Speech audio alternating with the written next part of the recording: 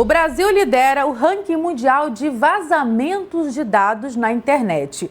Um levantamento recente revelou que mais de 7 bilhões de cookies de brasileiros já foram vazados na Dark Web. E o mais preocupante, mais de 550 milhões ainda estão ativos nas mãos de hackers. Para entender o que isso de fato significa na prática e o que a gente pode fazer para nos proteger, principalmente, eu converso a partir de agora com a advogada especialista em direito digital, Denise Berzin. Seja muito bem-vinda ao RF News. Obrigada pela sua presença aqui.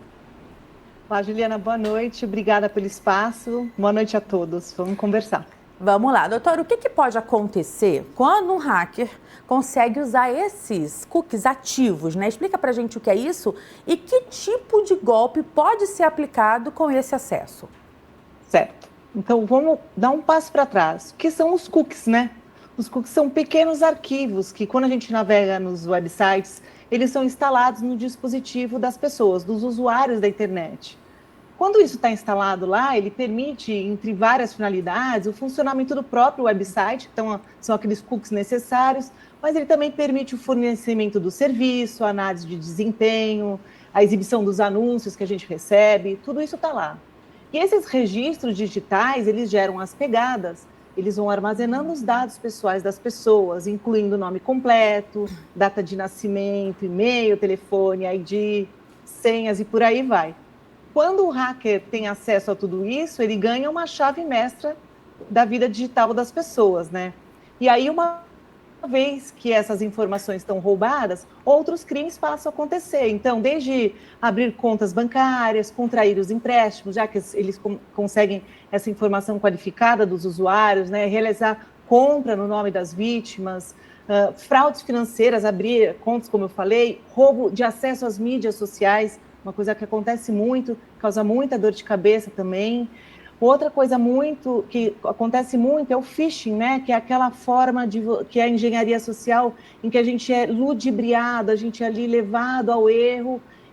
Quando eles têm acesso a essa informação nossa de uma forma qualificada, é muito mais fácil de nos enganar também. E para piorar toda essa história, quando a gente compartilha também dados de localização numa navegação, a gente permite até que descubra onde a gente está e tem ali um risco físico, Ou seja, doutora, muita gente nem imagina que está expondo ali os próprios dados todos os dias, E você trouxe aí várias questões, mas dá para você pontuar para a gente colocar aí numa lista, de repente, quais são esses erros mais comuns que a gente acaba cometendo mesmo no dia a dia sem saber, por falta de informação mesmo? Sim, Juliana. O erro mais comum é a falta de conscientização, então a falta de conhecimento das pessoas do que é o cookie necessário, quando aparece, sobe aquela barra para a gente selecionar quais são os cookies que você vai autorizar, o que significa cada um, é uma sopa de letrinhas, muito difícil às vezes de uma pessoa, do usuário comum, compreender tudo que está envolvido num aceite, ou ignorar o aceite, que significa em muitos casos também aceitar a instalação do cookie no seu dispositivo. Ou o que acontece é que as pessoas acabam aceitando sem ler. Clica, aceita tudo de uma vez. Uma outra prática que abre a porta para que aconteça aí o roubo das nossas informações é clicar em links suspeitos. Então, além de instalar os cookies e você não observar quais são as camadas de informações que você vai liberar para aquele site, outra forma que você abre a porta para o bandido dentro do seu dispositivo é clicando em links suspeitos. Então, tem uma série de divulgações por aí para a gente prestar atenção nos links, nos endereços. Hoje em dia, os endereços eles são modificados por pontos nos lugares errados. Então, às vezes, a gente sequer observa que está clicando num link suspeito, Ou então baixa um programa de uma fonte não confiável e aí você permite que instale um malware, que é um software malicioso, é o vírus que vai ali circular no seu dispositivo e roubar suas informações. E existe, doutor, algum sinal de alerta que indique que os nossos dados foram usados por criminosos? Sim, existem esses dados. Se você abrir a sua caixa de e-mail agora, você vai encontrar sinais como esse. Por exemplo, uma tentativa de acesso a uma conta que você não fez naquele dia. Então, eu tenho o costume de fazer compra de eletrodomésticos num marketplace. E naquele dia eu recebi uma mensagem de tentativa de acesso naquela loja virtual para comprar uma geladeira, mas eu não fiz. É um sinal de alerta que estão tentando, com um login meu, entrar naquela conta e talvez daquela empresa e talvez fazer uma compra que eu não com as minhas informações, né? Tentar login em contas online também, você recebe esse aviso também quando existe uma tentativa de acesso às suas redes sociais.